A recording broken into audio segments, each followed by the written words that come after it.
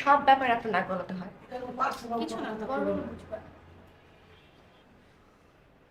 সালমা আপা আপনার বান্ধবী, আপনার শালী, আমার বড় বোন।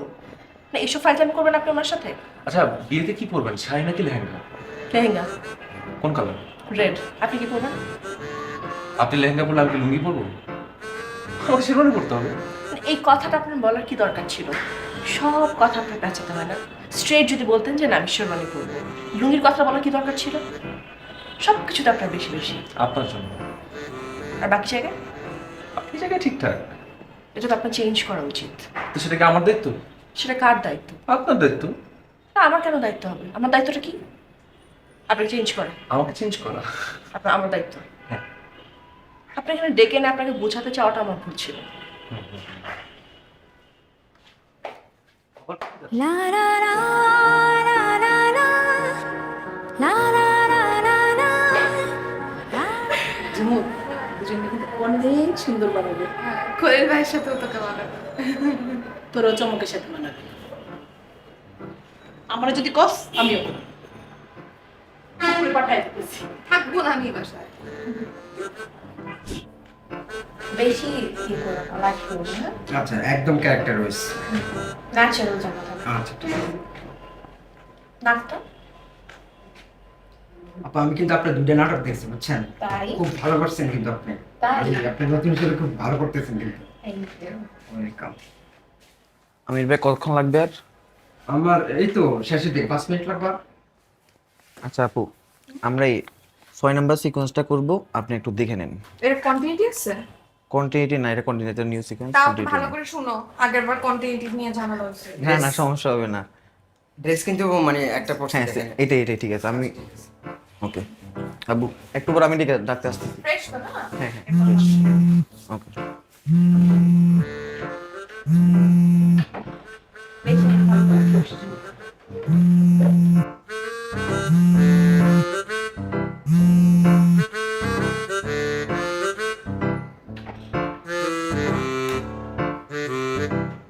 তারপর আর কি করবেন কাজ তার মধ্যে? মনেই নাই এত কাজ।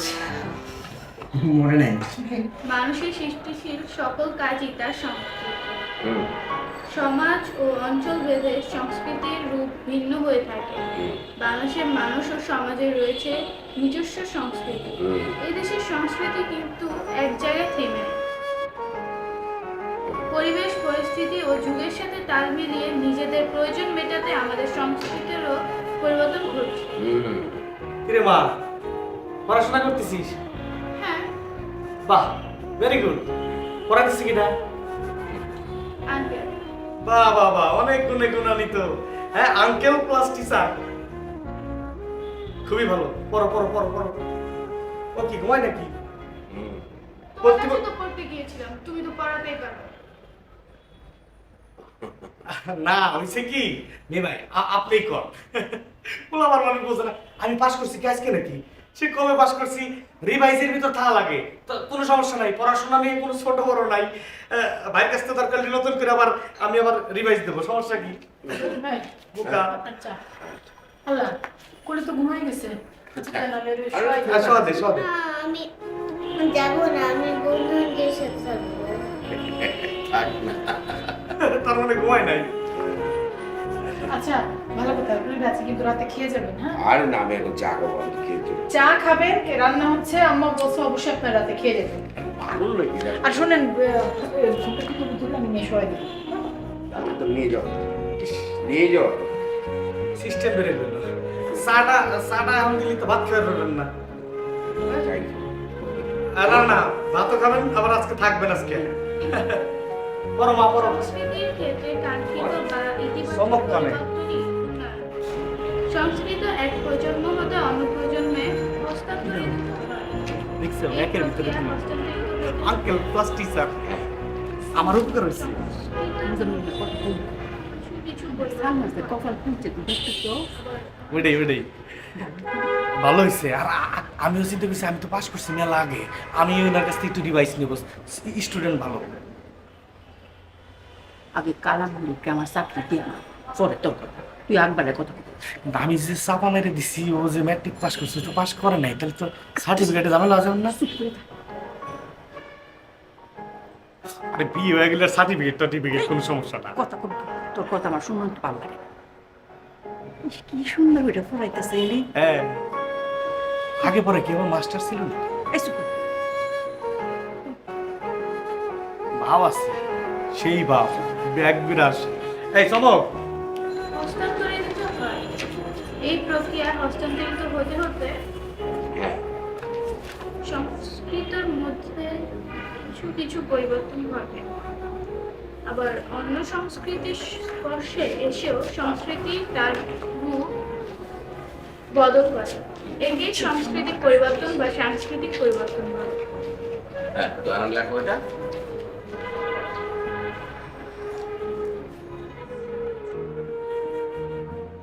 এই ডায়লগটা একটু তাহলে মাইল্ডলি দিই, মানে হচ্ছে দিতে পারবো এটা। মানে লাউডলি না যে জাস্ট, হ্যাঁ তাহলে একবার রিহার্সাল করি।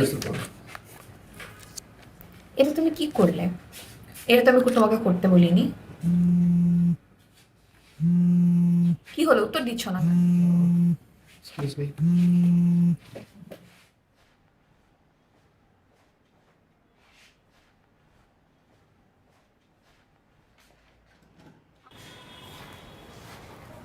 হ্যালো, কেমন আছো?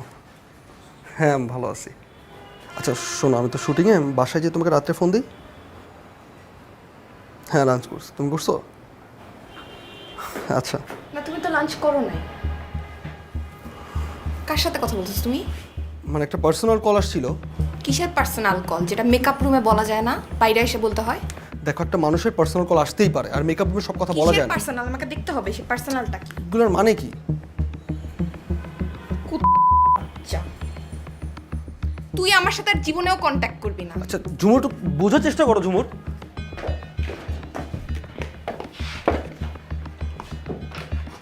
আমি একটু বাইরে জানতো।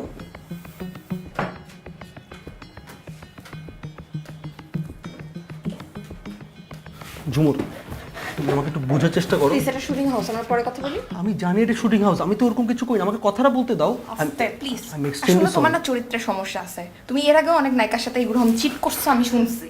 দেখো, এইসব তুমি আমাকে বলো, তুমি আমাকে, আমি তোমাকে জাস্টিফাই করছি তো, আমি তো এরকম কিছু করি না। এখানে অন্যান্য মানুষজন আছে, রাইট? এটা কোনো পার্সোনাল স্পেস না। আচ্ছা ঝুমুর, আমি এক্সট্রিমলি সরি। তুমি যেটা দেখছো তুমি ভুল দেখছো, তাও আমি এক্সট্রিমলি সরি ফর ইট। আমার দ্বারা আমি বললাম যে আমি প্লিজ, আমরা পরে কথা বলি, পরে কথা বলি, শেষ তো না? আমরা শুটিং হাউসে আসছি বলে তো আমি তোমাকে বোঝাচ্ছি। তুমি কি কথা বলতে থাকবা? আমার বলতে হবে না। তুমি লাস্টে কি বললা?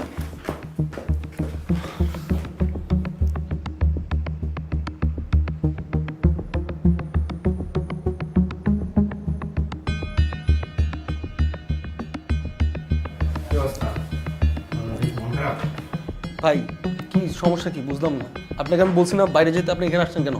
যান বাইরে যান, প্লিজ বাইরে যান।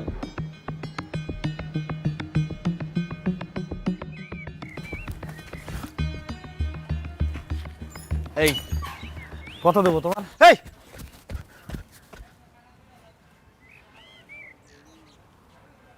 কিরে মুজাম্মিল, কিরে চিনতেছিস না? মুজাম্মিলই তো রে। তুই না কানাডা আসলে তুই কবে আইসস? তুই কানাডাতে আইসস কবে? তুই না কানাডা আসলে, কানাডা গেছলে আর আমি কবে আইসস? না ছিলাম কানাডা। কানাডা কি সারা জীবন থাকবো নাকি? ওটি কি আমার অরিজিন? দেশে আসবো না? তাহলে দেশে আসার আগে বন্ধুকে একটু বলবি না বেটা, তোর এয়ারপোর্ট যা রিসিভটা করতাম। মনে হয় যাওয়ার সময় তুমি আমার থেকে ছিলে। যাওয়ার সময় তো কোনো বেনিফিট আসছিল না বেটা। যাওয়ার সময় কোনো বেনিফিট, যাওয়ার সময় ইচ্ছাতে কোন সময় তোরা বার করবাম, কিন্তু আসার সময় বেনিফিট। এয়ারপোর্টে যা কারে দেখলাম, তুই কিছু গিফট আনলে আগে বলবি না তুই আইসস। তুই যে আগের মতো শেষরা আসস, এটা তুই বারবার প্রমাণ করস। ধুর, ওই বাস কে সহজে যাবে? তুই দায়িত্ব রে এত বলা করিস। কোন জায়গা? তুই গেটটা খুলে কই গেছিলি? আরে দায়িত্ব কইরা তুই গেছি বেটা, দায়িত্ব কোলে রাখছি। কারণ হচ্ছে গিয়ে দাদি আসবে যে কোনো সময়, ভদ্র মহিলা, বয়স্ক মহিলা আইসা যদি আমাকে না পায়, গেট বন্ধ তাই ঝামেলা, এই জন্য গেটটা কোলা তুই আমি একটু কামে গেছিলাম। তাই? হ্যাঁ। তো দাদি যে আইসে ফরফর করে চলে গেছে, এটা তোমার মাথায় আছে? হ্যাঁ, যা, দাদি খারাপ হয়েছে মনে হয়, যা। দাদি ঢুকে ফেলছে। হ্যাঁ, যা যা যা যা। এই কি রে, এই কি চলে যাস কে? কে? ব্যাগ নিবি কিরা? ব্যাগ নিয়ে যা। কিরে মুজাফর, এমন দিন আসলো এখন, মানে জলিল তোর ব্যাগ টানবে? জলিল তোর ব্যাগ টানবে না, তোর ব্যাগ টানার জন্য জলিল লুক আছে। এই কই ফুলা বাইন করে এদিকে ব্যাগ। এই, এ ব্যাগ আমার না, এটা যে দাদির ব্যাগ, তাও চিনিস না? আগে কইবে না তুই এটা দাদির ব্যাগ। দাদি, এই ভাঙতি নাই, এই বাড়ি এসে কালকে নিয়ে যাও, ঠিক আছে? দাদি, দাদি। আব্বা, ভুল তো মানুষেরই হয় আব্বা। আমি নাহলে একটা ভুল করছি, আরে ভুলটা তো করছি ভাগ্য পরিবর্তন করার জন্য আব্বা। যদি ব্যাটে বলে মিলে যেত আব্বা, যদি আমি খানাটা যাবেরই পারতাম, তাহলে কি মনে হয় আমার একলার ভাগ্য পরিবর্তন হইতো? আমি আপনার নিয়ে যেতাম, আপনার অনেক কোনো কাজ কাম ছাড়াই আপনি অনেক বয়স্ক ভাতা পাইতেন। এর চেয়ে আরামের কিছু আছে কি? আমি নিব বয়স্ক ভাতা? তোর বাপ নিব বয়স্ক ভাতা? এই গাধা, তোর বাপের কি জমি জমা সয় সম্পত্তি কম আছে? হ্যাঁ, সারাদিন বসে খালি বেড়ে তো তোর বাপের সম্পত্তির পরিমাণ ফুরাইবো না। তাহলে যে গরুটার জন্য এরকম করতেছেন আব্বা, বেশি দেয়। তুই তো নিজেই একটা গরু, সে যদি গরুর মতো কথাবার্তা বলস।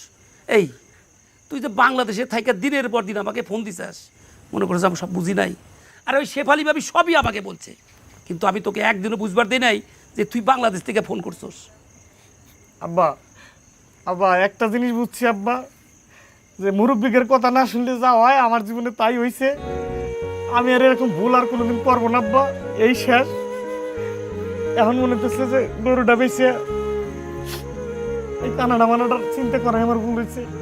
তুমি যা কইছিলে ওইটা যদি শুনতাম, তাহলে আজকে গরুটা হারাতাম না, আর আমিও কষ্ট পেতাম না। আব্বা, এটার ফোন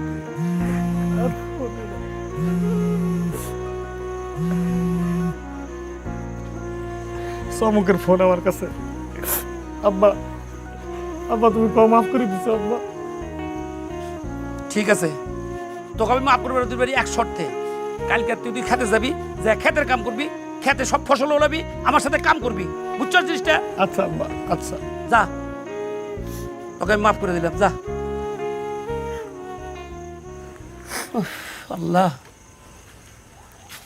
আমার সাওয়ালে তুমি শুভ বুদ্ধির উদয় দেখো। দা আব্বা, আমি একটু বাজারেতে আসি। যা।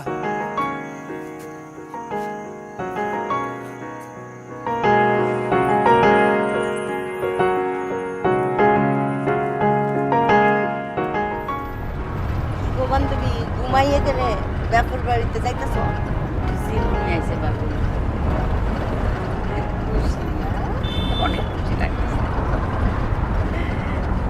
মামি, হ্যাঁ, আপনি যে ডিসিশনটা নিয়েছেন একদম পারফেক্ট ডিসিশন নিয়েছেন, খুব সুন্দর হয়েছে।